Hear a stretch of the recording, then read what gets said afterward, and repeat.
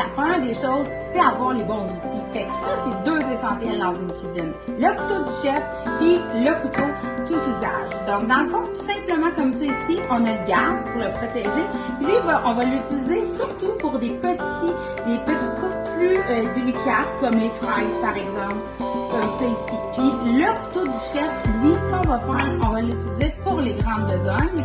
Donc, comme ça aussi, il y a son garde. Donc, comme par exemple, des juliennes, d'oignons, émincés, les fines herbes. Le couteau d'usage est souvent notre complice pour éplucher ou faire le travail de précision.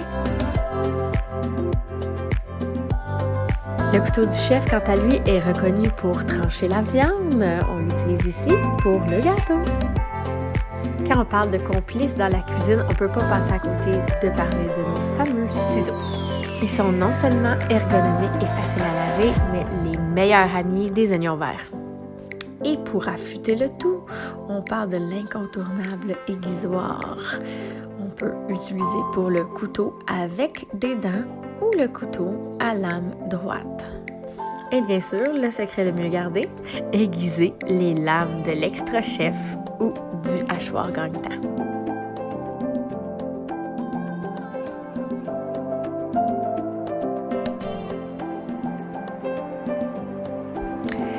Bien organisé, bien équipé, on ne peut pas faire autrement qu'avoir le goût de cuisiner. Alors, on vous a préparé poitrine de poulet en portefeuille avec tomates séchées et brie. Pendant que vous travaillez à ouvrir les poitrines, préchauffez le micro-grill pendant 3 minutes au micro-ondes. Quand vous avez terminé de farcir, envoyez au micro-ondes pour une cuisson de 8 minutes. Tranchez et dégustez!